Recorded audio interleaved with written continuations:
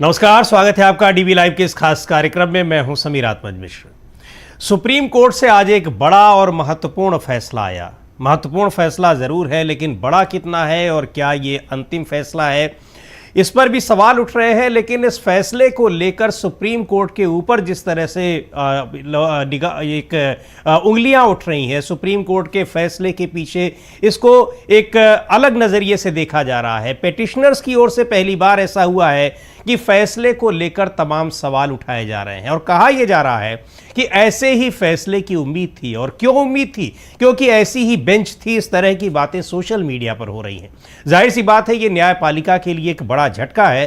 फैसले में तमाम कानूनी पहलुओं को ध्यान में रखते हुए जरूर सुनवाई हुई है, बहुत सारे मुद्दों की चर्चा हुई, बहुत सारे तथ्य रखे गए, लेकिन आखिरकार सुप्रीम कोर्ट ने चुनाव आयोग को क्लीन चिट दे दी कि वो एसआईआर के मामले में बिल्कुल पाक साफ है।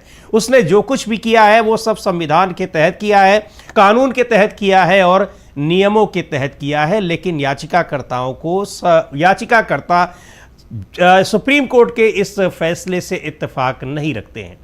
क्या कुछ इस फैसले में रहा और क्यों इस पर सवाल उठ रहे हैं, क्यों सवाल उठने चाहिए और क्यों नहीं उठने चाहिए, ऐसे तमाम पहलुओं पर जानकारी के लिए, समझने के लिए हमारे साथ इस समय प्रोफेसर अखिल स्वामी जी हैं। आप राजनीतिक विश्लेषक हैं, बहुत सारे मुद्दों पर आप पढ़ते लिखते रहते हैं, तमाम जगहों पर आप बोलते हैं, जाते हैं, लोगों से संवाद करते हैं। तो हम समझने की कोशिश करते हैं प्रोफेसर अखिल स्वामी जी से कि आखिर सुप्रीम कोर्ट के फैसले को वो किस तरीके से देख रहे हैं।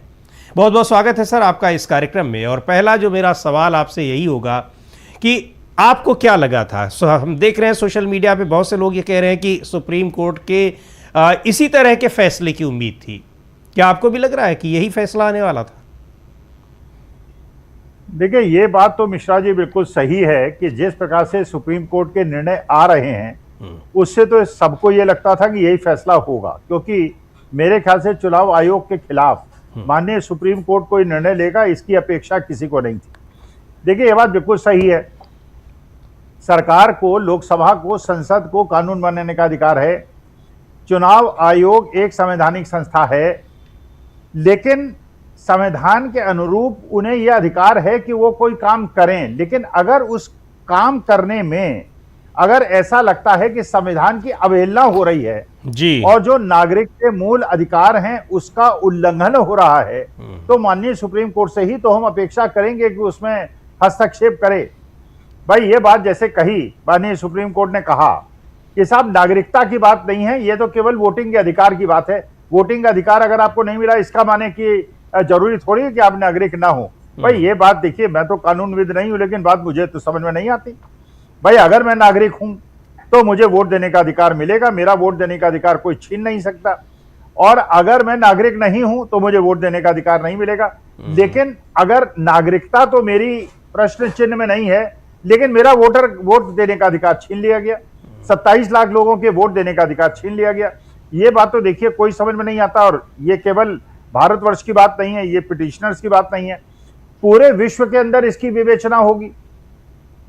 भाई, ये तो माननीय सुप्रीम कोर्ट का कर्तव्य है कि जितने भी पिटिशनर्स हैं या उसके रिस्पोंडेंट्स हैं उनको ये महसूस कराएं कि संविधान अनुरूप और संविधान की संरक्षण करने का जो कर्तव्य है माननीय सुप्रीम कोर्ट का, उसको वो निभा रहा है।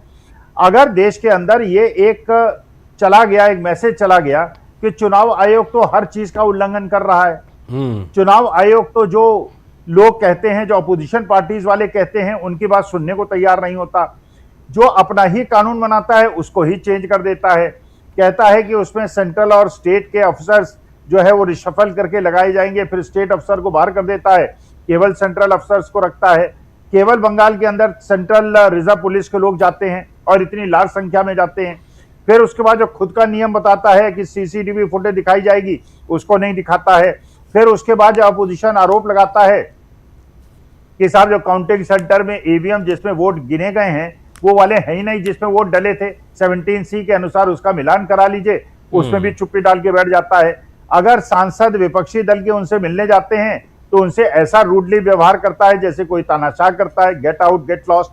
तो देखिए, माननीय सुप्रीम कोर्ट का हम ये अपेक्षा करते हैं कि वो संवैधानिक अधिकारों की रक्षा करें और कोई भी संवैधानिक संस्था ऐसा नहीं है कि वो जो संविधान प्रदत्त उसके अधिकार हैं उससे बियॉन्ड चला जाए। अधिकार हैं, इसमें कहीं किसी को कोई डाउट नहीं है। चुनाव आयोग का अधिकार है कि वो चुनाव को कंडक्ट कराए, और एक संवैधानिक संस्था है, उस पर किसी दूसरे को हस्तक्षेप भी नहीं करना चाहिए। लेकिन अगर वो बिल्कुल इतने ज्यादा दिल आंखें खोलने वाले ऐसे निर्णय लेता है जिससे जनता का विश्वास डिग जाता है और जनता को ये लगता है, तो उससे ये मानी बात है कि देश के अंदर एक इस प्रकार के विद्रोह की स्थिति को पैदा किया जा रहा है जिससे कि जनता विश्वास खो दे संवैधानिक संस्थाओं पे, और फिर वो हो जो हम नहीं चाहते कि।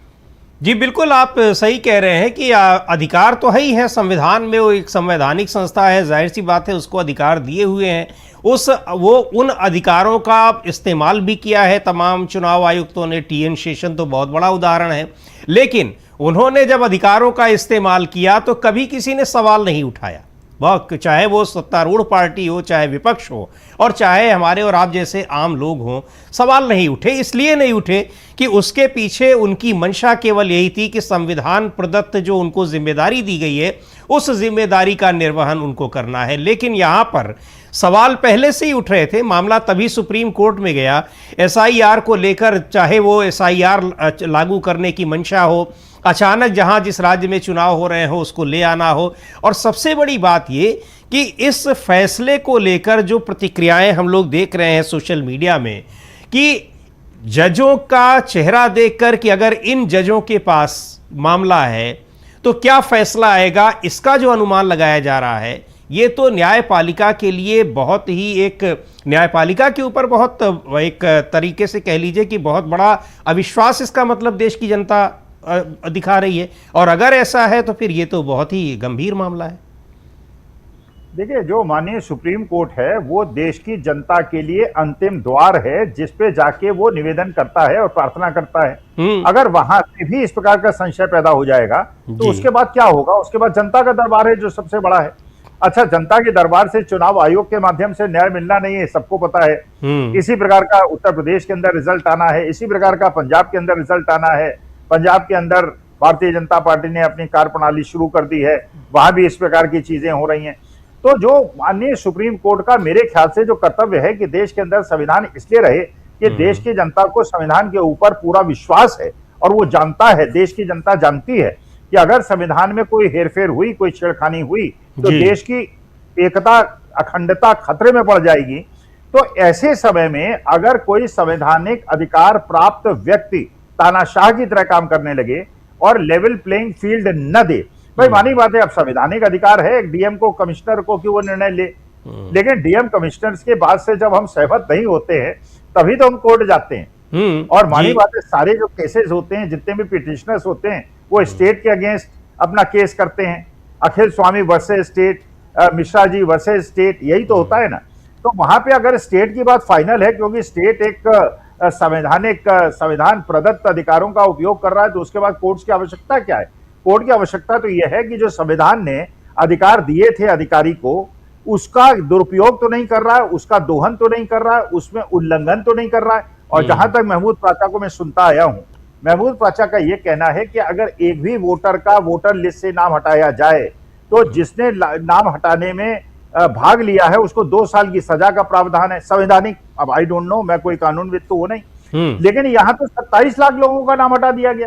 अच्छा, इसमें क्या माननीय सुप्रीम कोर्ट ये कह सकता है चलिए ठीक, आपने कहा एसआईआर जो है वो चुनाव आयोग का अधिकार था, लेकिन ये तो कहिए कि जो चुनाव आयोग का नियम था कि सीसीटीवी फुटेज दिखाई जाएगी, तो हमें पोलिंग बूथ की सीसीटीवी फुटेज दिखा दी जाए, हमें काउंटिंग सेंटर की सीसीटीवी फुटेज दिखा दी जाए कि वहां पे टीएमसी के वर्कर्स को मार मार के नहीं भगाया गया, और वहां पे ये देखा गया कि जो 17C फॉर्म है, सुप्रीम कोर्ट अपनी निगरानी में चेक करा ले कि 17C फॉर्म में कौन सी ईवीएम की मशीन है और काउंट जिसमें हुआ वो कौन सी ईवीएम मशीन है।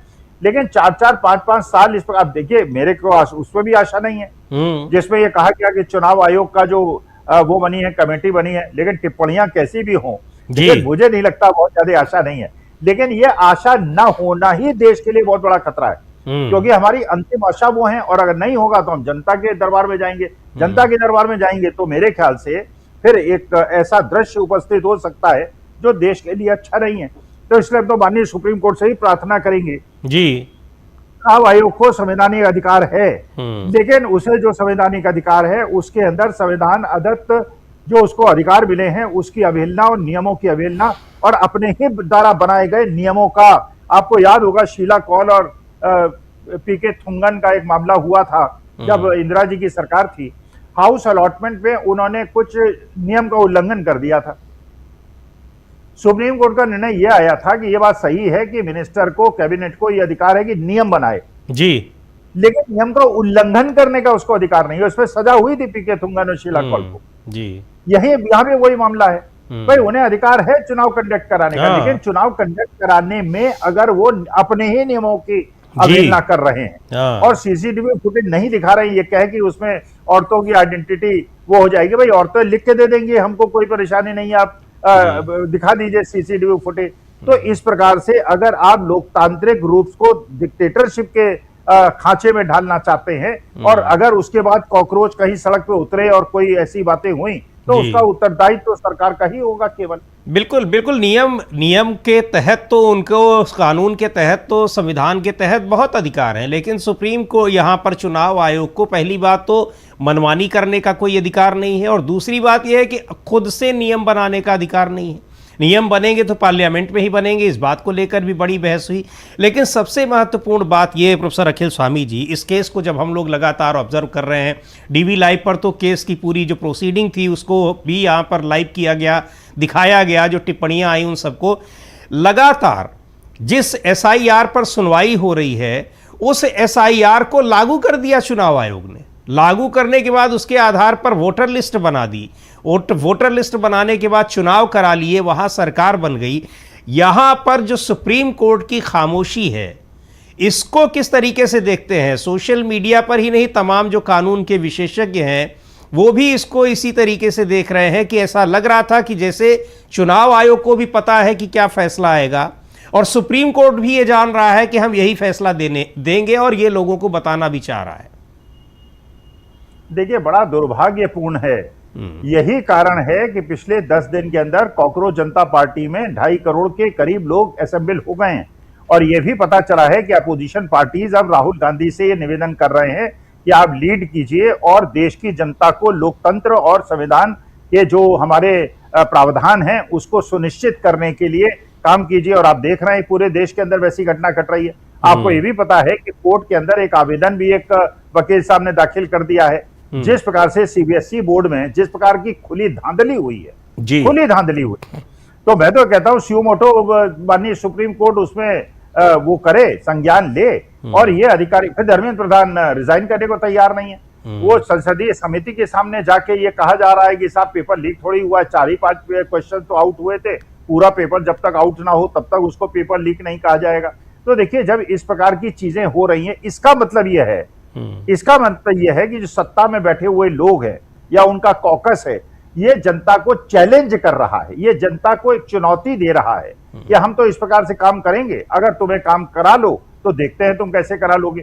तभी तो ये कुमार विश्वास कह रहे हैं कि कॉकरोचों के खिलाफ हम एक हिट जनता पार्टी बनाएंगे और हिट जनता पार्टी से कॉकरोचों का नाश कर देंगे।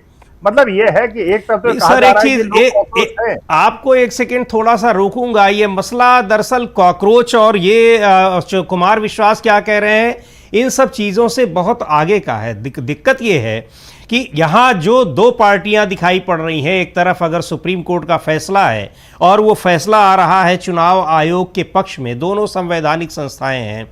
चुनाव आयोग पर पूरा विपक्ष ये कह रहा है कि वो पूरी तरह से संविधान से इतर काम कर रहा है। ये इतना बड़ा आरोप उसके ऊपर है।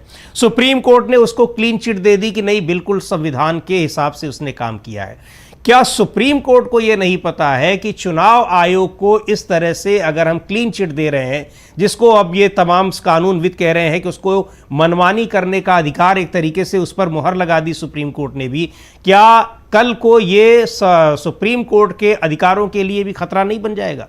क्योंकि चुनाव आयोग वो संस्था है जो इस पूरी व्यवस्था को बनाने के लिए जिम्मेदार है। वही तय करेगी कि किस तरह की सरकार बने, किस तरह की न बने। तो फिर पूरी व्यवस्था के लिए खतरनाक, यानी ये देश के लिए ये दोनों ही संस्थाओं का जो इसमें इस समय जो प्रासंगिक है वो इसलिए है कि वो पूरी देश की व्यवस्था के लिए एक बड़ा खतरा हो सकती हैं अगर वो संविधान के दायरे का वो अतिक्रमण करती हैं तो। नहीं देखिए मिश्रा जी, मैं नॉर्मली मैं माननीय सुप्रीम कोर्ट के खिलाफ कोई टिप्पणी नहीं करता हूं, क्योंकि पहली बात तो मैं कानूनविद नहीं हूं। भाई देखिए, कपिल सिब्बल बोल सकते हैं, अभिषेक मनु सिंघवी बोल सकते हैं, उन्हें कानून की धाराओं का पता है और उसका मुकाबला भी कर सकते हैं। मैं माननीय सुप्रीम कोर्ट के खिलाफ नहीं बोलता, मैं तो केवल इस बात से चिंतित हूं जी, मैं तो इस बात से चिंतित हूं। देखिए, अगर हमें एडमिनिस्ट्रेटिव ऑफिसर्स हमारा साथ नहीं देंगे, कानून के अनुरूप काम नहीं करेंगे, पुलिस ऑफिसर कानून के अनुरूप काम नहीं करेंगे, जो हमारे चुने हुए रिप्रेजेंटेटिव्स हैं वो कहेंगे कि नहीं, क्योंकि आप हमारे विरोधी हैं, क्योंकि आप हमें वोट नहीं देते, इसलिए हम आपकी मदद नहीं करेंगे। जब हम कोर्ट जाएंगे तो कोर्ट से भी हमारे संवैधानिक अधिकारों का संरक्षण नहीं होगा।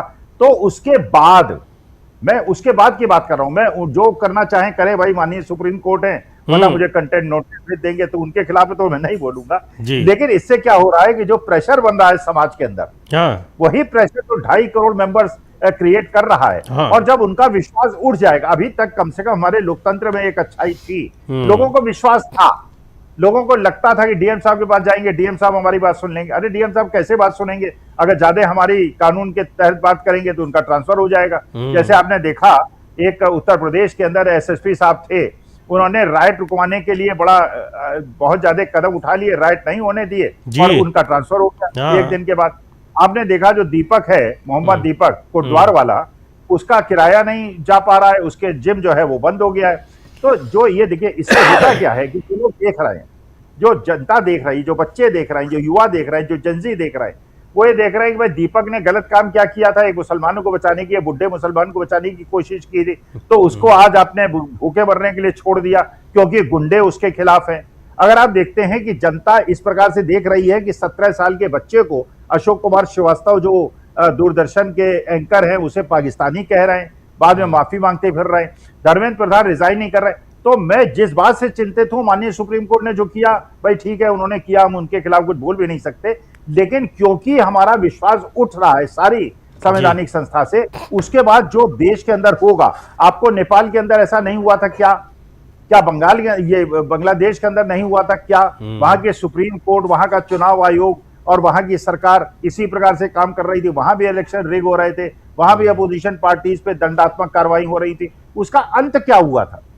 उसका अंत ये हुआ था कि वहां विस्फोट हुआ था और बहुत बड़ा जनजी आंदोलन हुआ था, सब कुछ हो गया था। हम नहीं चाहते ना हमारे देश के अंदर हो, तभी तो माननीय सुप्रीम कोर्ट से ये निवेदन कर रहे हैं कि जो जनता को देखने से लगे कि संविधान का रक्षण हो रहा है और ये अधिकार है एसआईआर का करने का, ये मैं भी जानता हूं उनको अधिकार है, लेकिन अधिकार होने का मतलब नहीं है कि जो चाहे वो करे। वो उन्हें उसी प्रक्रिया का और अपने खुद के बनाए हुए नियमों का पालन करना पड़ेगा। तो सीसीटीवी फुटेज आप क्यों नहीं दिखाएंगे? काउंटिंग सेंटर में आप लोगों को मार के क्यों भगाएंगे? केवल बंगाल के अंदर ही सेंट्रल रिजर्व पुलिस क्यों रखेंगे, बाकी प्रदेशों के अंदर नहीं रखेंगे? आज आप देखिए केरला के अंदर जो कम्युनिस्टों के पहले के चीफ मिनिस्टर थे, उनका ईडी की रेड हुई। अब सोशल मीडिया ने बताया कि वहां कम्युनिस्ट कार्यकर्ताओं ने घेर लिया और बहुत मारपीट हुई है। क्या चाहते हैं आप? क्या चाहते हैं? नहीं देखिए, उसमें तो हमें लगता है कि अभी तक ही कहा जाता था ना कि हर पार्टी में लोग भ्रष्ट हैं, कम्युनिस्टों को ईमानदार कहा जाता था। तो सरकार को यह मैसेज देना था कि ईमानदार केवल एक ही जगह होते हैं, और अगर जो बाहर की दुनिया में अगर ईमानदार नहीं है तो अगर यहाँ आ जाए, हमारे साथ आ जाए, तभी वो ईमानदार है। तो वहाँ पिनाराई विजयन के यहाँ भी ईडी मारकर, छापेमारी कराकर, हो सकता है कल को केस भी कर दें, उसके बाद वो जमानत लेने जाए, फिर पी विजयन भी जमानती हो जाएंगे। यानी सीधा सीधा मैसेज है कि कम्युनिस्ट भी भ्रष्ट होते हैं। उसके बाद तो फिर जो प्रचार तंत्र है उनको भ्रष्ट साबित ही कर देगा। केवल एक मैसेजिंग है, इसके अलावा और कुछ क्या होगा वो तो निकल कर आएगा। ईडी कितनी सक्षम है कि उनको भ्रष्टाचार साबित कर देगी, अभी तक तो किसी को नहीं कर पाई है।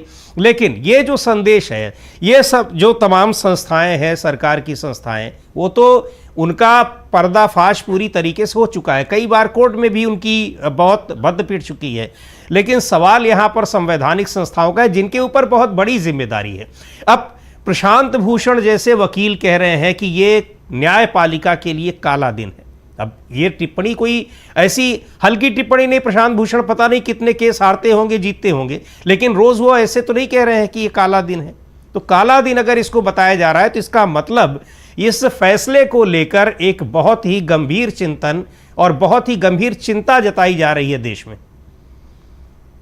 नहीं मिश्रा जी, जो बात कह रहा था मैं, जी। देखिए अभी तक ये बात ठीक है कि भारतीय जनता पार्टी चाहती है, ये दिखाना चाहती है, जनता को मैसेज देना चाहती है कि भाई शुभेंदु अधिकारी ईमानदार हैं, पहले भी ईमान थे लेकिन हमारे यहाँ गया तो ईमानदार हो गए। हेमंत विश्व शर्मा भी ईमान थे, हमारे यहाँ गए ठीक हो गए। अशोक चौहान ठीक हो गए, अजित पवार ठीक। यहाँ तक मैं उनकी बात समझता हूँ। उनकी बात ये भी समझता हूँ कि पिनारी विजयन जो थे वो कम्युनिस्ट थे और बेईमान हैं, इसलिए ईडी ने उनका रेट। मैं वहां तक परेशान नहीं हूँ जी, क्योंकि ये उनकी मॉडल ही पूरे देश को पता है। मैं उसके बाद जो घटना घटी उससे परेशान। जी। हाँ। अगर वहां पे जनता ने घेर लिया ईडी अधिकारियों को और वहां मारकाट हो गई, पीट हो गई, पुलिस और प्रदर्शनकारियों बीच झगड़ा, ये एनआरकी को पैदा कर रहा है। जी बिल्कुल। अभी तक क्या है, आपने केरला के अंदर सुना था, ये केवल बंगाल के अंदर आपने सुना था। क्योंकि बंगाल के अंदर जो ममता बनर्जी थी वो कन्फ्रंटेशन में बिलीव करती थी, तो ईडी का उन्होंने प्रवेश बंद करा दिया, वहां पे ये सब कांड।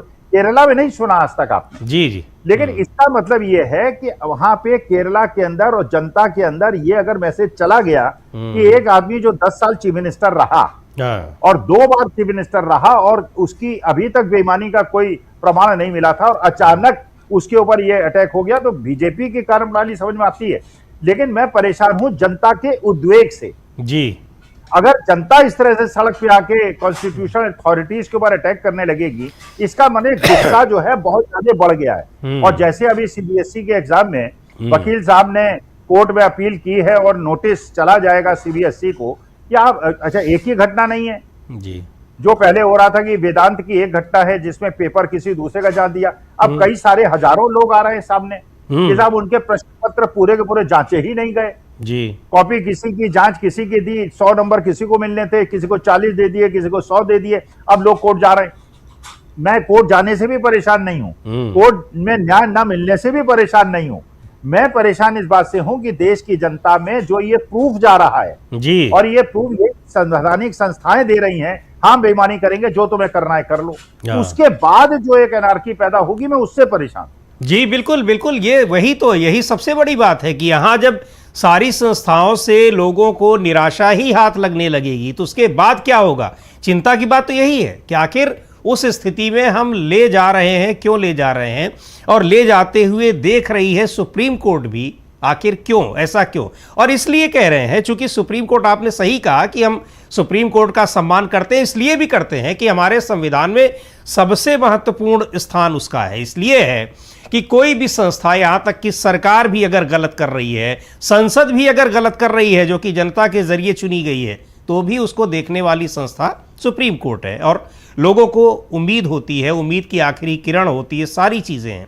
लेकिन जब वहाँ सवाल उठने लगेंगे, उनके फैसलों को काले दिन के तौर पर देखा जाने लगेगा, उनका जजों को सीधे कह दिया जाएगा कि हमको आपसे न्याय की उम्मीद ही नहीं है, उनकी कोर्ट में खड़े होकर ये न्यायपालिका, अगर इस तरह से न्यायपालिका चलेगी तब फिर जो स्थितियां बन रही हैं वो वही आएंगी जो आप, जिसकी आशंकाएं आप जता रहे हैं। लेकिन ये कैसे रुकेगी, सबसे बड़ा सवाल तो ये है ना। अब उनके फैसलों के खिलाफ जाएं, अभी हो सकता है लार्जर बेंच में भी जाए केस, आगे क्या कुछ होता है, लेकिन ये है तो बहुत गंभीर चिंता की बात, और उसके आगे वाली स्थिति तो और भी खतरनाक है। पर क्या आपको लग रहा है कि इसको लेकर ये संस्थाएं खुद कहीं से चिंतित दिखाई पड़ रही हैं? यह आशंका उनको नहीं दिखाई पड़ रही है क्या? नहीं, उन्हें मेरे ख्याल से किसी आज की तारीख में संवैधानिक संस्था को चिंता दिखाई नहीं पड़ रही है। वो समझ रहे हैं कि इस समय सत्ता का विरोध करने का मतलब बहुत खतरनाक है, और ये उन संस्थाओं से, सुप्रीम कोर्ट से तो हम अपेक्षा करते हैं कि वहां पे ऐसे धीर हमारे न्यायाधीश महोदय होंगे जो संविधान की रक्षा करने के लिए किसी भी एक्सटेंट तक जा पाएंगे। लेकिन उनको भी शायद लग रहा है, जैसे हम लोगों को लग रहा है। लेकिन उसके बाद जैसे नेपाल के अंदर हुआ, जैसे बांग्लादेश के अंदर हुआ, अगर जनता का विश्वास अल्टीमेटली टूट जाएगा जी, तो उसके बाद जनता क्या करेगी? क्योंकि देखिए, जिनके बच्चे 22 लाख बच्चों के साथ या न्याय नीट की परीक्षा में हुआ, सीबीएसई में हुआ, रोज पेपर लीक हो रहे हैं, मतलब हजारों पेपर लीक हो रहे हैं, शायद ही कोई पेपर हो जो लीक नहीं हो रहा है। नंबर कोई दे रहा है, कॉपी कोई जांच रहा है, पता नहीं किसकी कॉपी, किसके नंबर, किसको सिलेक्शन, किसी को नॉन सिलेक्शन। वो पता चला कि जो यूपीएससी में होता है उसमें इंटरव्यू में हेर फेर होती है, रिटन में तो हेर फेर कर नहीं पाते, उसी में लोगों को टॉपर बना दिया जाता है। फिर लेटरल एंट्री जी भाई, आरएसएस बीजेपी के जो लोग हैं जो प्राइवेट सेक्टर में काम करते हैं उनको सीधे जॉइंट सेक्रेटरी लेवल पे आप ले आइए, रिजर्वेशन को पीछे छोड़ देते हैं। ये सारी चीजें हो रही हैं और इसमें विरोध करने की हिम्मत भी किसी को नहीं हो रही है। यही परेशानी का सबब है। इसका मतलब यह है कि जिस दिन ये सब्र का बांध टूटा उस दिन देश के लिए घातक होगा। मैं किसी और के लिए चिंतित नहीं हूं, मैं किसी राजनीतिक दल के लिए चिंतित नहीं हूं। मैं तो ये कहता हूं अगर भारतीय जनता पार्टी को सारे देश के अंदर सत्ता चलानी है तो चला लीजिए, लेकिन अपने पूंजीपति मित्रों को फायदा पहुंचाने के लिए और उनके ऋण माफ करने के लिए और उनको पैसा लुटाने के लिए अगर देश की जनता के गरीबों के हकों में मारा जाएगा और उनके धंधों को उजाड़ दिया जाएगा तो उसके बाद जो उबाल उठेगा मैं उससे चिंतित। जी बिल्कुल बिल्कुल, उसी से पूरा देश चिंतित है, क्योंकि कोई भी संवैधानिक संस्था हो, चाहे वो विधायी संस्था हो, संस्थाएं अपनी जगह है, लेकिन सबसे जो उम्मीद की एक आशा की किरण होती है वो है सुप्रीम कोर्ट। सुप्रीम कोर्ट से अगर कोई इस तरह के फैसले आते हैं तब लोगों को कहीं ज़्यादा निराशा होती है। और निश्चित तौर पर इन फैसलों को लेकर अगर चिंता जताई जा रही है, काला दिन उसको न्यायपालिका के लिए काला दिन बताया जा रहा है, तो अपने आप में ये समझ में आ रहा है कि ये कितना गंभीर मामला है। बहरहाल देखते हैं क्या कुछ आगे होता है, लेकिन कभी भी हम लोगों की भी ये कोशिश है और यही चाहते हैं कि यहाँ स्थितियाँ संवैधानिक व्यवस्था के तहत ही चलती रहें और व्यवस्था उसी तरीके से बनी रहे जिस तरीके से अभी तक चलती आ रही है, क्योंकि संविधान में सारे संस्थाओं को चेक करने की और बैलेंस करने की पूरी व्यवस्था दी गई है। लेकिन ये उन्हीं संस्थाओं के ऊपर निर्भर भी करता है कि ये पूरा का पूरा जो बैलेंसिंग है ये काम कैसे करेगा। बहुत बहुत शुक्रिया प्रोफेसर अखिल स्वामी जी, कार्यक्रम में आप शामिल हुए।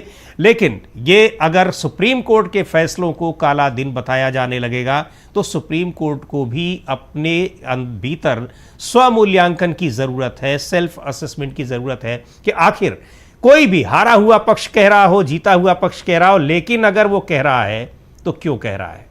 इस कार्यक्रम को यहीं समाप्त करते हैं। बने रहिए डीबी लाइव के साथ, मुझे दीजिए इजाज़त, नमस्कार।